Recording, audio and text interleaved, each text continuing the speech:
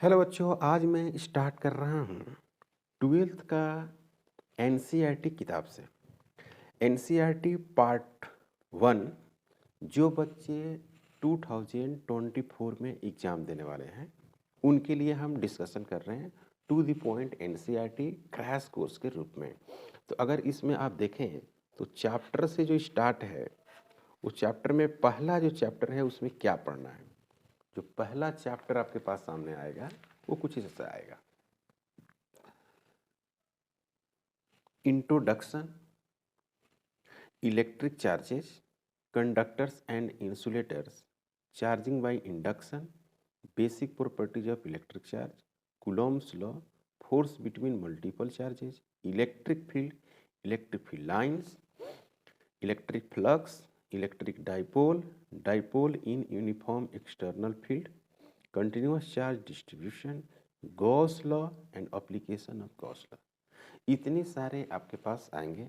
तो introduction of जब charge की आप बात करेंगे, इंट्रोडक्शन ऑफ चार्ज की, तो उसमें कोई बहुत विशेष नहीं रहेगा। इंट्रोडक्शन में सिंपली है ना, जैसे कि यहाँ पर अगर हम बात करें इंट्रोडक्शन में तो लिखा हुआ कि all of us have the experience of seeing a spark और hearing a crackle when take off our synthetic clothes और sweaters particularly in a dry weather.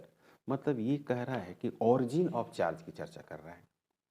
Basically जो चार्ज की ओरिजिन है उसकी यहाँ पर ये इन्होंने डिस्कशन कर रहा है कि स्पार्किंग के द्वारा, यानी कहने का मतलब है कि सिल्क क्लोथ लाइक कपड़ा अगर हो, सिंथेटिक क्लोथ्स हो, तो वो आपस में क्या करते हैं है ना, अगर ड्राई हो, अगर आपस में वो फ्रिक्शन करेंगे यानी उसके दूसरे पर रगड़ते हैं तो चार्ज का कंसेप्ट आएगा। यहाँ से अपना प्रॉपरली ये डिस्कशन किया हुआ है। लिखा हुआ कि this is almost inevitables with the ladies है ना garments like a plaster sari. Sari वगैरह के बीच में अगर घर्षण होता है, फ्रिक्शन होता है, तो वहाँ पर चार्ज की बात आती है। Have you ever try to find any explanation for this phenomena? Another common example of electric discharge in the lighting that we see in the sky during thunderstorms। माने जब बारिश होती है तो वहाँ पर थंडरिंग की जो बात कर रही है, एक लेयर दूसरे लेयर पर जब फिसलता है तो वहाँ पर फ्रिक्शन के द्वारा चार्ज प्रोड्यूस होता है, जिसमें हम लोग को स्पार्किंग देखने को मिलता है। इस बातों को डिस्कशन कर रहा हूँ। We see in the sky, आकाश में ड्यूरिंग थंडरस्टॉर्म्स माने बारिश का समय बात कर रहा है। We also experience a sensation of an electric shocks either while opening the door of a car for holding the iron bar of a bus after sliding from our seat. मतलब कि आप सीट पर बैठे हुए हैं किसी गाड़ी में और सडनली ब्रेक लेता है तो आप आगे पीछे होते हैं तो फ्रिक्शन सीट के बीच और आपके बॉडी के बीच फ्रिक्शन प्रोड्यूस होता है। तो कह रहे कि वहाँ भी आप फील करते हैं। कोई कार है उसके गेट को अगर खींचते हैं तो उसमें लॉक रहता है, उसको खींचते हैं एक बाय एक तो वहाँ भी फ्रिक्शन होता है, वहाँ भी कहता है कि स्पार्किंग महसूस होती है। The reason for these experiences is discharge of electric charges through our body which were accumulated due to rubbing of insulating surfaces। वही बात आगे फिर से कह रहा है कि रबिंग करते हैं, रब करने से ऐसा होता है। You might have also hear that, आपने सुना होगा ये भी बात कि this is due to the generation of static electricity. मतलब कि स्टैटिक इलेक्ट्रिसिटी का मतलब कि सिर्फ चार्ज प्रोड्यूस होगा, पॉजिटिव और नेगेटिव चार्ज, दैट इज दो बॉडी के बीच एक पोटेंशियल डिफरेंस डेवलप होगा, लेकिन करंट की फ्लो की बात नहीं होती है, सिर्फ चार्ज की बात हो रही है। यहाँ पर पोटेंशियल तक हो सकती है, पॉजिटिव नेगेटिव चार्ज हो सकती है, लेकिन करंट इलेक्ट्रिसिटी का फ्लो नहीं हो सकती। ये कहना चाहता है कि that is generation of static electricity. This is precisely the topic we are going discussion in this and next chapter. Static means anything that does not move और चेंज विथ टाइम। कह रहे हैं कि इसमें हम लोग जो टॉपिक में डिस्कशन करेंगे अभी फिलहाल वो स्टैटिक चार्ज की ही बात करेंगे। स्टैटिक चार्ज का मतलब ये हुआ कि कोई भी पार्टिकल मूव नहीं करेगी, एक दूसरे के साथ चलेगी नहीं, मतलब टाइम के रिस्पेक्ट में वो अपना पोजीशन नहीं चेंज करेगी। अगर ऐसा हुआ तो करंट इलेक्ट्रिसिटी हो जाएगी। ओके, तो यहाँ पर बात लिखा है एक शॉर्ट में, electrostatics deals with the study of forces. Force का स्टडी करता है, फील्ड्स का, potential arising from static charges. मतलब स्टैटिक चार्जेज के लिए आपको पढ़ना है इसमें फोर्स पढ़ना है, फील्ड्स पढ़ना है and potential from the static charges. अब इस पे हमने कोई नोट्स नहीं लिखा, इसलिए नोट्स नहीं लिखा कि यहाँ पे कोई नोट्स लिखने की अभी ज़रूरत ही नहीं है, कोई आवश्यकता नहीं है नोट्स लिखने की, इसलिए मैंने नोट्स लिखने की बात नहीं कर रहा हूँ। ओके, जैसे नोट्स लिखने की बारी आएगी मैं उसका चर्चा करूँगा। अब कहानी है इलेक्ट्रिक चार्ज की, तो यहाँ पे नोट्स हमको लिखने की बात आएगी, लेकिन पहले समझ लें कि क्या ये कहना चाहता है, उसके हिसाब से हम लोग बात करेंगे। हिस्टोरिकली मतलब ये पूर्व हिस्ट्री की बात कर रहा है, मतलब कि चार्ज का ओरिजिन की बात कर रहा है। अगर हम एनसीईआरटी पढ़ेंगे तो इस तरह की बातें हमको करनी पड़ेगी, क्योंकि ऐसा इलेक्ट्रिसिटी में या इलेक्ट्रोस्टैटिक्स में या मैग्नेटिज्म में शुरू में एनसीईआरटी में इंट्रोडक्शन जरूर लिखता है कि ऐसा क्या है। Historically, the credit of discovery of the fact that amber rubbed, मतलब amber एक materials है जिसको rub किया with the wool और silk clothes attracts light objects goes to Thales of Miletus Greece around 600 BC। करके बहुत पहले की बात है कि अंबर मटेरियल्स को जब ऊल से या सिल्क क्लोथ से या स्वेटर से या प्लास्टर मटेरियल से अगर आप उस पर रब करते हैं, है ना, उस पर घसीटते हैं, तो चार्ज की बातें यहाँ पर आती है। The name electricity is coined from the Greek word, मतलब इलेक्ट्रॉन। तो इलेक्ट्रॉन जो इलेक्ट्रिसिटी शब्द है वो इलेक्ट्रॉन से आया है, मीनिंग अंबर, उसको अंबर हम लोग बोलते हैं। ओके, अब अलग अलग कंट्री में उसका अलग अलग नाम दिया गया है, फाइनली आप उसको इलेक्ट्रॉन समझ देंगे और चार्ज समझेंगे। Many such pairs of materials were known, which कह रहा है कि बहुत सारे मटेरियल्स का पेयर लेकर, जैसे कि इबोनाइट का रॉड और सिल्क क्लोथ से, है ना, इस तरह की बातें हो गई, जैसे कि ऊल से और फर से, इस तरह से आप उस पर दोनों फ्रिक्शन कराते हैं तो आपको चार्ज प्रोड्यूस होता है, मेनी पेयर्स के हिसाब से इन्होंने कहा है। ओके, अब यहाँ पर बात आती है, जैसे कुछ मटेरियल्स यहाँ पर आपको दिया हुआ है और उस तरह से चार्ज प्रोड्यूस करा रहा है। जैसे कि सिल्क यहाँ पर थ्रेड लगा दिया। ओके, यहाँ पर सिल्क थ्रेड है और एक ग्लास रॉड है और यहाँ पर एक ग्लास रॉड है। ठीक है, तो दोनों ग्लास रॉड और दोनों ग्लास रॉड को पास मिलाया तो ये देखा कि रोटेट कर गया आउटसाइड में। इसका मतलब ये बताना चाहता है कि पॉजिटिव एक दूसरे को रिपेल करता है।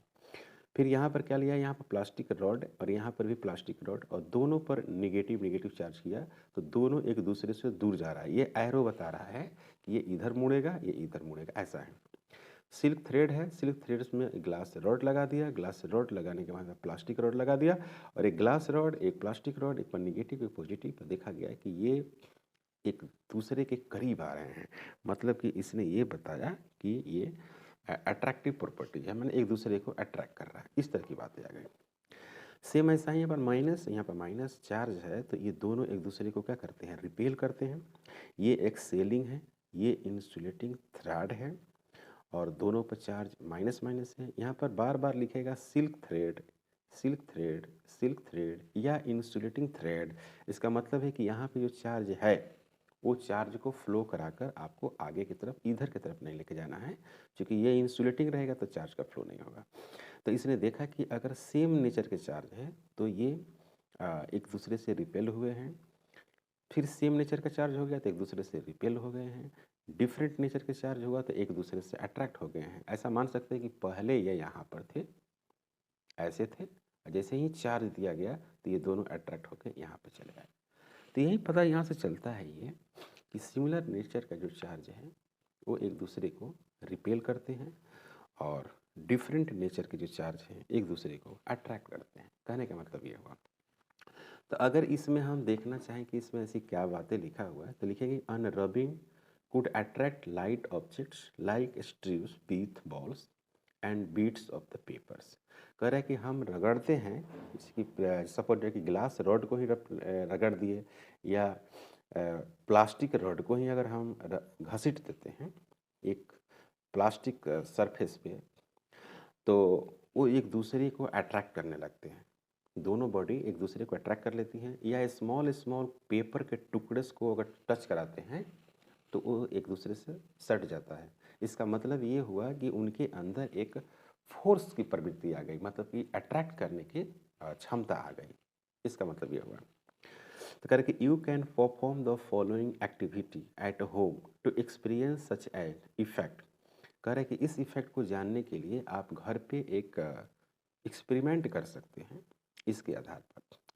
Cut out the long thin strips of white paper, मतलब कि वाइट पेपर के छोटे छोटे आप टुकड़े ले लीजिए, एंड लाइटली आयरन देम, और आयरन से उसको अगर टच करेंगे तो वो अट्रैक्ट करेगा। Take them near the TV screen और कंप्यूटर स्क्रीन। आप अक्सर देखे होंगे कि कंप्यूटर स्क्रीन पर धूल टाइप के छोटे छोटे डस्ट पार्टिकल सटा हुआ रहता है, तो ये भी उसी बात को समझा रहा है। Take them near the TV screen and computer monitor, you will see that the strips get attracted to the screen. In fact, they remains stuck to the screen और for while। ये कहना चाहता है कि छोटे छोटे टुकड़े होते हैं, ये छोटे छोटे पीस होते हैं, बहुत स्मॉल, वो जाके स्क्रीन पर चिपक जाते हैं। It was observed that two glass rod, okay, rubbed with the wool, मतलब कि दो गिलास रड हैं, टू गिलास रड्स हैं, रब्ड विथ द वूल और सिल्क, वूल पे या सिल्क पे आप उसको रगड़ते हैं, and brought close to each other they repel each other. कह रहा है कि ग्लास, दो गिलास रड है और फाइनली उसको क्या करते हैं, वूल से रगड़ते हैं, और फिर दोनों गिलास रड को आप क्या करते हैं, पास में लाते हैं, तो वो दोनों क्या करता है, एक दूसरे को रिपेल करता है। इसका मतलब क्या हुआ कि ग्लास रड पे पॉजिटिव चार्ज आएगा और सिल्क पे निगेटिव निगेटिव आ जाएगा, इसीलिए दोनों ग्लास रॉड एक दूसरे को क्या किया, रिपेल किया। Close to each other they repel each other, okay. The two strands of the wool और two pieces of the silk cloth with which rods were brought close repel each other. ये यही बताना चाहता है कि दो positive positive और दो निगेटिव निगेटिव आया हुआ है तो एक दूसरे को अट्रैक्ट कर रहा है, वो कहानी डायग्राम के हिसाब से बता रहा है। However, the glass rod and wool attract each other, मतलब कि एक ग्लास रॉड है और एक ऊल है, वो दोनों एक दूसरे को अट्रैक्ट करेगा, मतलब कि ऊल पे निगेटिव चार्ज आ जाता है। अब निगेटिव चार्ज किस पे आएगा, पॉजिटिव चार्ज किस पे आएगा, ये बच्चों को माइंड में चलता है। तो इसके हिसाब किताब ये है वर्क फंक्शन। वर्क फंक्शन क्या होता है कि किसी मटेरियल की अपनी स्ट्रेंथ होती है, जैसे कि एक मटेरियल को दूसरे मटेरियल पर जब रब करेंगे तो वो किस हिसाब से, है ना, इलेक्ट्रॉन ट्रांसफ़र होगा।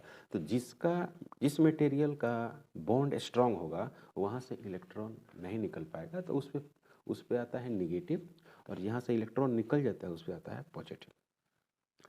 Similarly two plastic rods rubbed with cat's fur, करीब दो प्लास्टिक रॉड को कैट फर, जो से बिल्ली के गर्दन पे जो बाल होता है उसकी बात कर रहा है, रिपेल ईच अदर। फिर दोनों रॉड जो है ना वो रिपेल ईच अदर। इसका मतलब है कि कैट फर पर नेगेटिव चार्ज आ सकता है और दोनों प्लास्टिक रॉड पे पॉजिटिव, तभी तो रिपेल करेगा।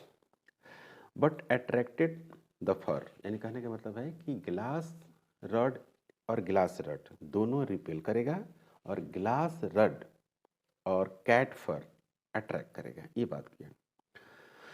On the other hand the plastic rod attract the glass rod, okay, and repel silk और wool with which the glass rod is rubbed. ठीक है, मतलब कि ग्लास रॉड और सिल्क क्लॉथ या ऊल एक दूसरे को अट्रैक्ट करते हैं। द ग्लास रॉड रिपेल्स, है ना, द फर। अब ग्लास रॉड जो है फर को रिपेल करता है, ओके।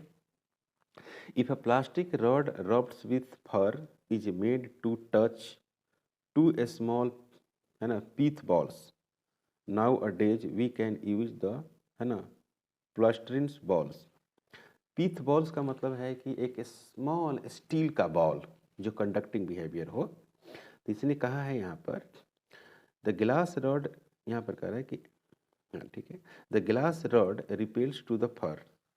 अब यहाँ पर कह रहा है कि if plastic rod rubbed with the fur is made to touch to small, पहले प्लास्टिक रॉड को फर से, फर मतलब कैट के गर्दन पे जो बाल है उसकी बात कर रहा है, उससे रगड़ते हैं, made to touch to small pith balls, और दो स्मॉल बॉल्स को, स्टील बॉल्स को अगर हम टच कराते हैं, सस्पेंडली बाय द सिल्क, और सिल्क से उसको सस्पेंड किया हुआ है, बाय अ नायलॉन थ्रेड, मतलब कि इंसुलेटिंग थ्रेड कह सकते हैं।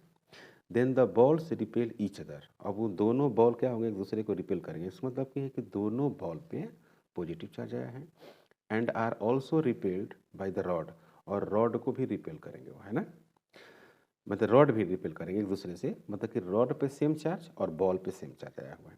अ similar effect is found in the pith balls are touch with glass rod rubbed with the silk. A dramatic observation is that pith balls touches with the glass rod attracts another pith balls and touches with the plastic rod. देखिए इसमें कहता है कभी कभी कि plastic पे आपका positive charge आ गया, पीथ बॉल्स पे नेगेटिव चार्ज आ गया, दोनों पीथ बॉल्स पर नेगेटिव आ गया, दोनों प्लास्टिक रॉड पर पॉजिटिव आ गया। तो ये जो पॉजिटिव नेगेटिव आ रहा है इसका तो कोई कंसेप्ट नहीं बता रहा है कि ये आ क्यों रहा है ना। तो इसका एक ही कंसेप्ट है कि ये देखना है कि वर्क फंक्शन, तो वर्क फंक्शन एक नई चीज़ हो गई। वर्क फंक्शन मतलब यहाँ पर हम बात कर रहे हैं बॉन्ड स्ट्रेंथ की, जिसकी बॉन्ड स्ट्रेंथ ज़्यादा होगी वहाँ से इलेक्ट्रॉन निकालना मुश्किल काम है, मतलब कि वहाँ से इलेक्ट्रॉन नहीं निकलेगा, उस पर इलेक्ट्रॉन बाहर से आएगा। तो जब बाहर से इलेक्ट्रॉन आएगा तो जिसका बॉन्ड मजबूत है उस पर नेगेटिव चार्ज हो जाएगा, और जिसका वीक है उस पर पॉजिटिव चार्ज होगा। ऐसे याद रखना होगा आपको। क्लियर है यहाँ तक कोई डाउट? ओके। अब हम बात करते हैं दीज, है ना, similarly simple facts were established from years of effort and careful experiment and these analysis, मतलब कि इसका हम लोग क्या करते हैं, केयरफुल एक्सपेरिमेंट करते हैं, मतलब कि एक्सपेरिमेंट है तो ये लैब का वर्क है। It was concluded after many careful studies by different scientist that where only two kinds of an entity which called an electric charge, मतलब कि ये सारी कंडीशन अप्लाई करने के बाद, ये सारे एक्सपेरिमेंट करने के बाद आपको क्या मिल रहा है, आपको मिल रहा है electric charge. We say that the bodies like glass और plastic rod, silk, fur and pith balls are electrified, मतलब कहने का मतलब है कि जिस पे चार्ज आप प्रोड्यूस किए हैं उसको इलेक्ट्रीफाइड कर सकते हैं, मतलब कि उसमें इलेक्ट्रिसिटी ला सकते हैं। They acquire an electric charge on rubbing. The experiments on pith balls suggest that there are two kinds of electrification, and we find that like charge repel each other, unlike charges attract each other।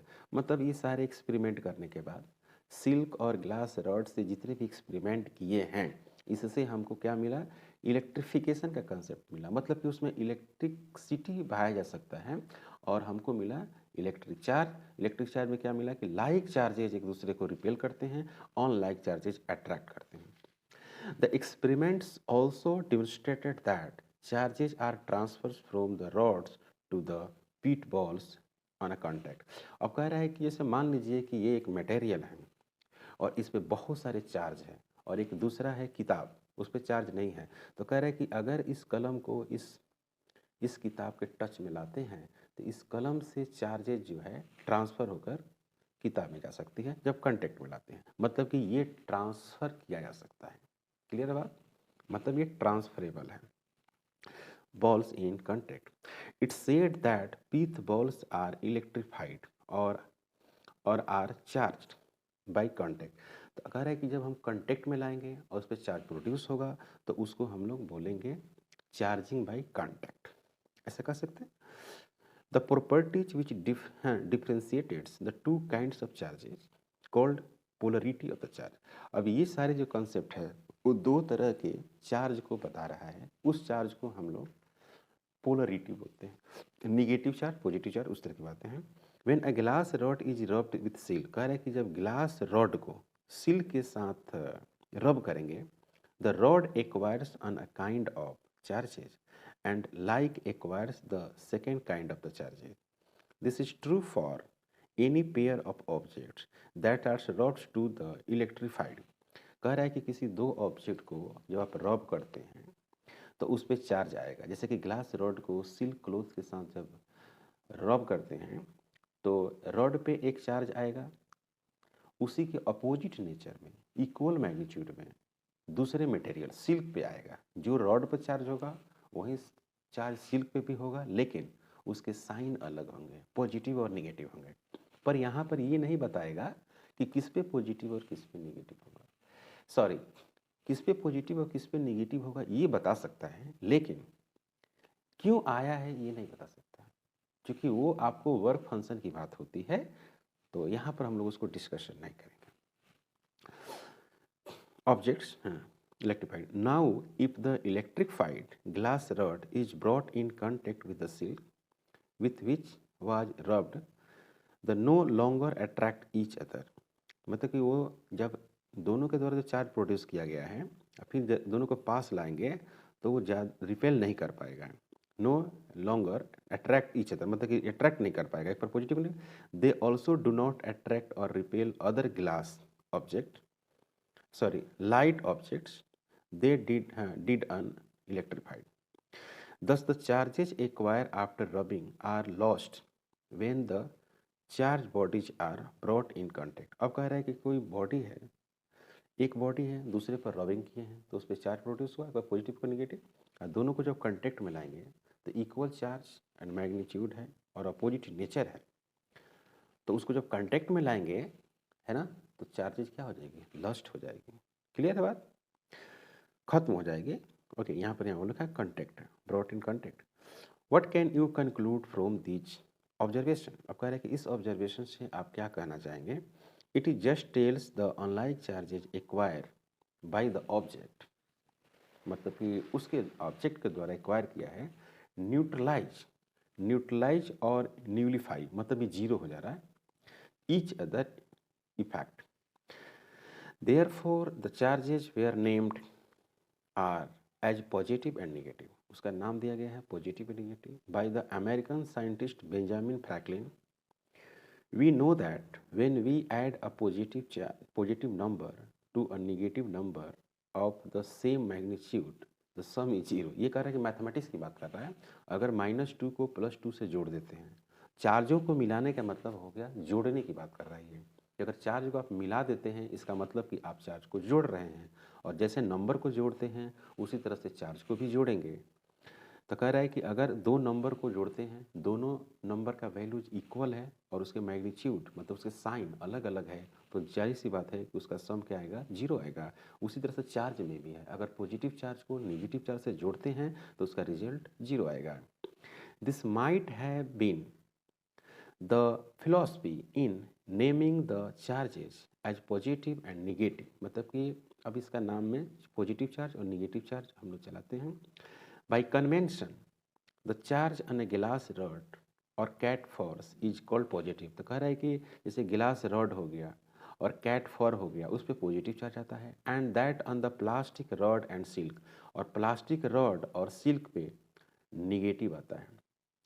If an object possesses an electric charge it is said to be electrified और charge. अगर कोई body पे charge है तो उसको हम लोग charge body कहेंगे या इलेक्ट्रीफाइड कहेंगे. When it has no charge it is said to be electrically neutral. अगर किसी बॉडी पे कोई भी चार्ज नहीं है तो आप उसको क्या कहेंगे, इलेक्ट्रिकली न्यूट्रल कहेंगे. इलेक्ट्रिकली न्यूट्रल बात करेंगे. ओके, आगे लिखा हुआ है यहाँ पर कुछ कोटेशन अपना लिखा हुआ रहता है, ये सारी बातें है ना. करके a simple apparatus to detect the charge on the body is the gold leaf electroscope. Gold leaf electroscope एक डिवाइस है जिससे हमको ये पता करना रहता है कि किसी बॉडी पे चार्ज है या नहीं है. यहाँ पर लिखा हुआ है कि it consist of a vertical metal rod housed in a box with the two thin gold leaves attached to its bottom, and when a charge है ना, charge object touches the metal knob at the top of the rod. Charge flow onto the leaves and they diverge. The degree of divergence and indicated of amount of electric charge. मतलब कि डाइवर्सेंस का मतलब होता है कि वहाँ पर हमको ये पता चल जाएगा कि सिमिलर नेचर के चार्ज आए हुए हैं या अपोजिट नेचर के चार्ज आए हुए हैं। जितना ज़्यादा वो डाइवर्ट होगा यानी जितना ज़्यादा रिपेल करेगा उतने ही हम कह सकते हैं कि अमाउंट ऑफ वहाँ पे चार्ज है। चार्ज को मेजरमेंट करने का ये तरीका है। बता देता हूँ कि इससे आपको 12 से कोई मतलब नहीं है। ऐसे कंसेप्ट से आपको 12 से कुछ लेना देना नहीं है, तो इन चीज़ों को आपको ध्यान देने की कोई ज़रूरत नहीं है। अब टोटल यहाँ पर जो ऑब्जर्वेशन हुआ है उसके आधार पर अगर हम कुछ आपको बताना चाहें तो क्या बता सकते हैं। अगर मैं बात करूँ कि इलेक्ट्रिक चार्ज की ही बात करूँ तो यहाँ पर अगर मैं लिखूँ इलेक्ट्रिक चार्ज, सपोज दैट कि मैं बताना चाहता हूँ कि इलेक्ट्रिक चार्ज क्या है। इलेक्ट्रिक चार्ज तो अगर दो मटेरियल कर आप एक दूसरे पर रब करते हैं तो उस पर आपको अपोजिट नेचर का चार्ज प्रोड्यूस होता है। सपोज दैट कि मैं यहाँ पर एक ग्लास रॉड ले लिया, ग्लास रॉड, और यहाँ पर मैं एक इंसुलेटिंग यहाँ पर हैंडल बना दिया और ग्लास रॉड है, और यहाँ पर आपको एक सिल्क क्लॉथ है, सिल्क क्लॉथ है, ये ग्लास रॉड है और इससे आप रबिंग करते हैं। जैसे रबिंग करेंगे तो इस पे आपको चार्ज प्रोड्यूस हो जाएगा, मतलब कि चार्ज की बात आएगी। तो रबिंग करेंगे तो इस पे आ जाता है, ग्लास रॉड पे आएगा पॉजिटिव चार्ज। पॉजिटिव चार्ज आ गया ये बताया जा सकता है, लेकिन ये कैसे आया ये नहीं यहाँ बताया गया है। यहाँ पर कोई डिस्कशन इसका नहीं है कि ये कैसे आ रहा है, कैसे प्रोड्यूस हो जा रहा है। आगे टॉपिक में इसी में मतलब कि आगे कंसेप्ट में ये बताया गया है कि इस पर पॉजिटिव क्यों आ रहा है, इस पर नेगेटिव क्यों आ रहा है। यहाँ पर एक सिल्क क्लॉथ है, सिल्क है, तो इस पर नेगेटिव चार्ज है। इस तरह से हम लोग लिखते हैं नेगेटिव चार्ज और पॉजिटिव चार्ज। अब ये नेगेटिव चार्ज और पॉजिटिव चार्ज की अगर बात करें तो फिर इसमें ये देखा जा रहा है कि अगर सेम पॉजिटिव चार्ज है तो ये रिपेल कर रहा है। मानिए कि यहाँ पर स्टील बॉल्स हैं, इस पे हम दोनों पे पॉजिटिव चार्ज दिए हुए हैं, यहाँ पे पॉजिटिव चार्ज दिए हुए हैं दोनों पे, तो क्या हुआ है कि इक्वली एंगल से ये रिपेल किया हुआ है, ये वाला और ये वाला इस तरह से रिपेल कर गया। ठीक है, उसी तरह से यहाँ पर है कि इक्वली एंगल से फिर रिपेल किया हुआ है ऐसे, ये माइनस क्यू और फिर ये माइनस क्यू, माइनस क्यू और माइनस क्यू है। ऐसा मानिए कि चार्ज जब नहीं रहेगा तो ये दोनों बॉल आपस में आके यहाँ पर क्या कर जाएंगे, सट जाएंगे बिल्कुल, और जैसे ही चार्ज देंगे तो एक दूसरे से दूर हो जाएंगे, मतलब ये रिपेल कर जाएंगे। इस तरह से मैटर है। अगर मान लीजिए कि इस तरह से है और दोनों पे चार्ज, एक पर पॉजिटिव है और एक पे क्या है, निगेटिव है, ऐसे, तो ये हो गया पॉजिटिव और ये हो गया क्या, निगेटिव, ऐसे एक दूसरे को अट्रैक्ट किए हुए हैं, एक दूसरे को इसे रिपेल किया हुआ। तो जब भी अट्रैक्ट की बात आती है तो हम लोग उसको इंडिकेशन कुछ ऐसा देते हैं, ऐसे, इस तरह से, फिर ऐसे अट्रैक्ट की बात आ रही है तो, और जैसे ही रिपेल की बात आती है तो उसका हम लोग इंडिकेशन कुछ इस तरह से देते हैं। मान लीजिए कि ये जो चार्ज है किसी बॉडी पे है तो वो बॉडी अपना इधर की तरफ डायरेक्शन शो करती है। क्लियर है, यहाँ तक कोई डाउट? यहाँ तक कोई डाउट नहीं है। आगे कहा है कि चार्ज, बहुत सारे जो चार्ज है हम लोग आगे पढ़े हैं कि बहुत सारे चार्ज है उसको आप इस तरह से, बहुत सारे चार्ज हैं तो आप इसको इस तरह से जोड़ सकते हैं। और क्यू नेट अगर निकालने की बात करते हैं तो plus Q1 plus Q2 plus Q3, इस तरह से आप जोड़ सकते हैं। अगर एक पॉजिटिव चार्ज है और दूसरा एक क्या है, निगेटिव चार्ज है, तो आप समझिए कि यहाँ पर ग्लास रॉड है, ये ग्लास रॉड हो गया और ये आपको सिल्क क्लॉथ हो गया। अब ये दोनों पे एक पॉजिटिव की निगेटिव है। अब मान लीजिए कि यहाँ पर सिल्क क्लॉथ है ना, और इसी पे रॉड को इस तरह से रख दिया जाए तो इस पे चार्ज कितना हो जाएगा, जीरो हो जाएगा, है ना। क्योंकि दोनों चार्ज एक नंबर की तरह ऐड होंगे, प्लस क्यू और माइनस क्यू, और फिर जीरो हो जाएंगे। इसको हम लोग बोलते हैं न्यूट्रल। न्यूट्रल मतलब कि ये जो हो गया दोनों मिलाकर न्यूट्रल बॉडी हो गया। ये आपने बेसिक ऑब्जर्वेशन इसमें से लिया है। अगर इस टेक्स्ट बुक में से अगर देखा जाए कि एक बेसिक कंसेप्ट आपने क्या लिया है, तो इस तरह से हम लोगों ने एक बेसिक कंसेप्ट को डेवलप किया है। क्लियर है यहाँ तक? ओके, फाइनली हम बात करने जा रहे हैं कंडक्टर और इंसुलेटर्स। तो सिंपली आप पढ़े होंगे कि कंडक्टर का मतलब ये होता है कि जिससे इलेक्ट्रिसिटी का फ्लो हो सकता है, करंट का फ्लो हो सकता है। अगर करंट का फ्लो हो सकता है उसको हम लोग इलेक्ट्रिसिटी बोलते हैं, मतलब कि कंडक्टर बोलते हैं।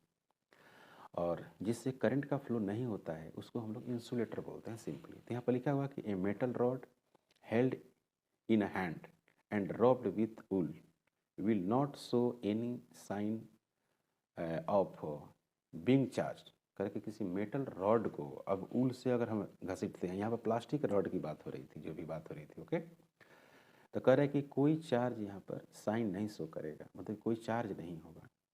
However, if a metal rods with the wooden or plastic handle is rubbed without touching its metal part, it show sign of the charging। ये क्या कहना चाहता है कि अगर किसी मेटल रॉड को आप ऊल से जब रगड़ते हैं हाथ से पकड़कर, तो उसमें चार्ज प्रोड्यूस नहीं होता। इसका मतलब क्या हुआ कि मेटल रॉड में चार्ज प्रोड्यूस हो रहा है, लेकिन वो आपके बॉडी के थ्रू ग्राउंड में चला जा रहा है, मतलब कि अर्थिंग हो रहा है। यानी कहने का मतलब है कि आपका बॉडी एक कंडक्टर है। ये कहना चाहता है कि आपका बॉडी भी क्या एक कंडक्टर है करके। How इवर if a metal rod with a wooden और प्लास्टिक हैंडल, मतलब एक मेटल रॉड ले लीजिए और मेटल रॉड को आप प्लास्टिक हैंडल में फिट करिए। Handle is rubbed without touching it is metal, मतलब कि आपका हाथ जो है मेटल रॉड में टच नहीं करना चाहिए, प्लास्टिक वाला में टच करना चाहिए, मेटल पार्ट।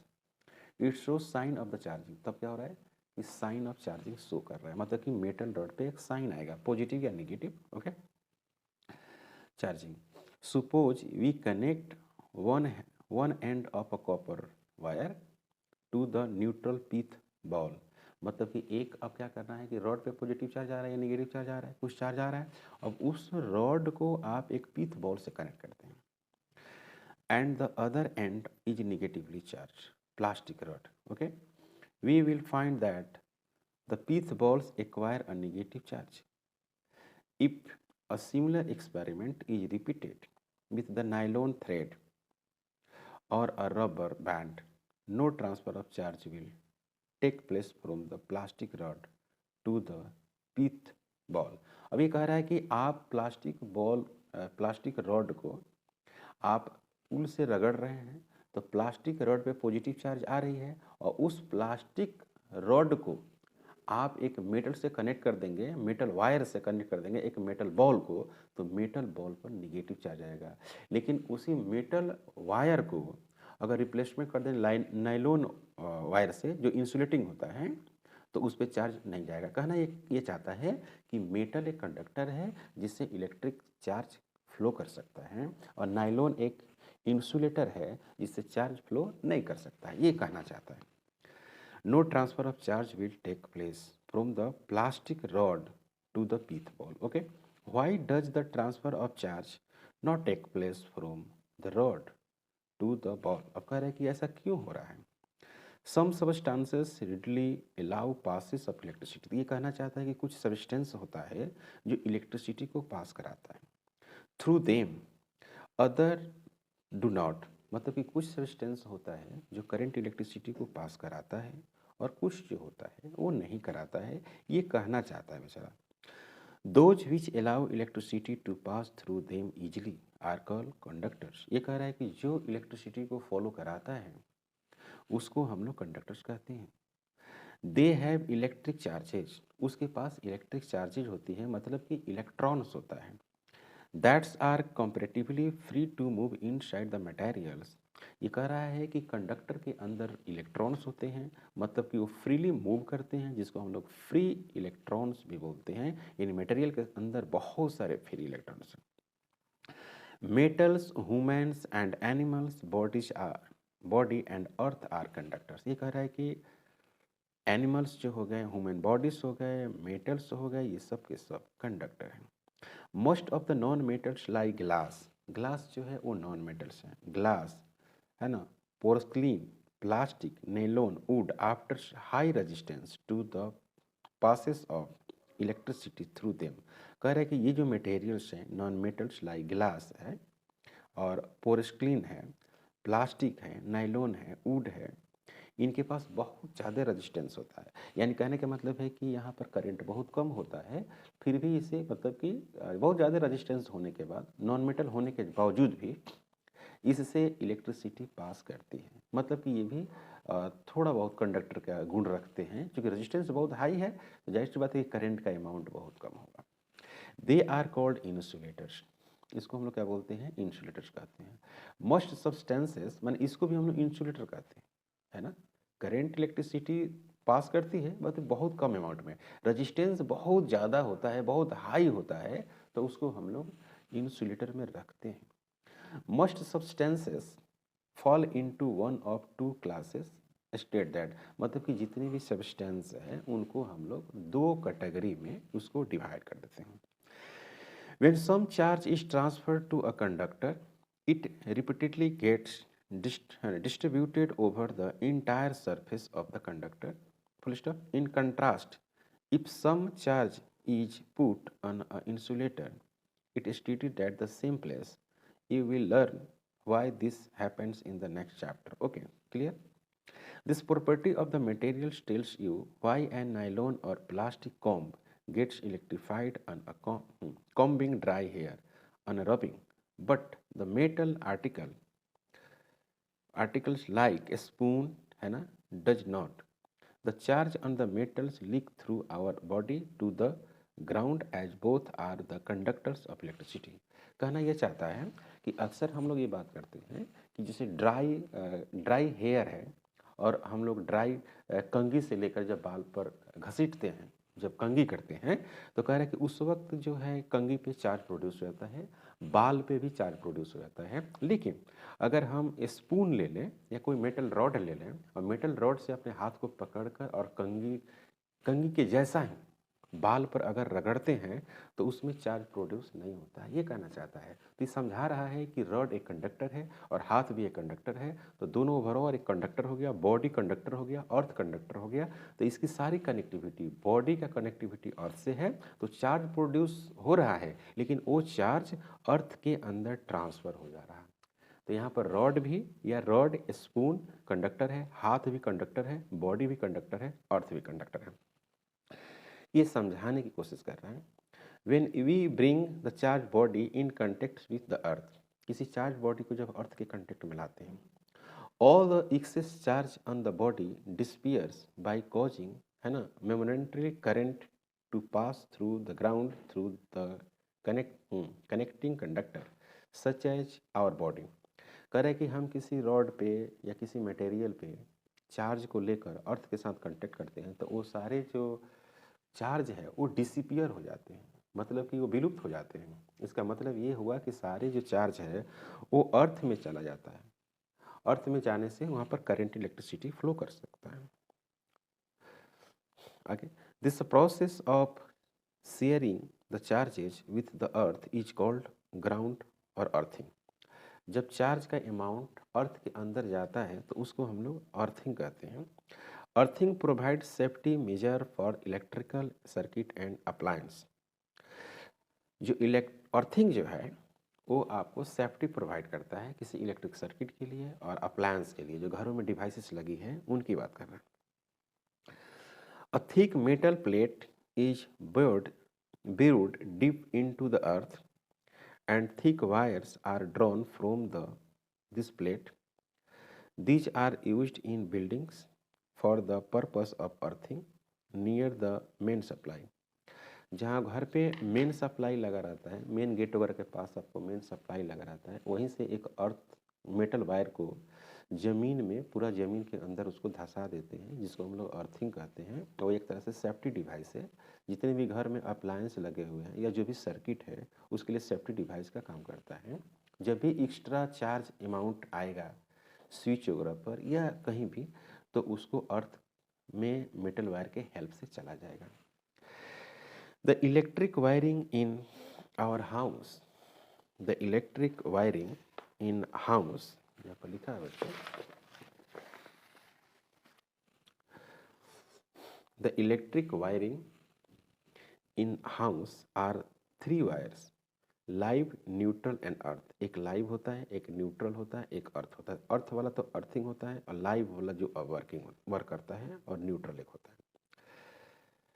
तो आज हम लोग यहीं पे स्टॉप करते हैं। नेक्स्ट लेक्चर में हम लोग कंटिन्यू करेंगे। तो आज कोई फार्मूला नहीं आया है और कोई बोर्ड में लिखने वाली बातें नहीं आई है, सिंपली हम लोग इंट्रोडक्शन की बात किए हैं। पर हम लोग नेक्स्ट लेक्चर में फिर से यहाँ से कंटिन्यू करेंगे और कुछ बोर्ड में किस तरह के क्वेश्चन आएंगे वो हम लोग करेंगे, लेकिन वो नेक्स्ट टॉपिक में आएगा। इसके बाद जो भी टॉपिक है उसमें आएगा। तो अगर आप हमारे चैनल पर नए हैं, प्लीज़ सब्सक्राइब करें, शेयर करें।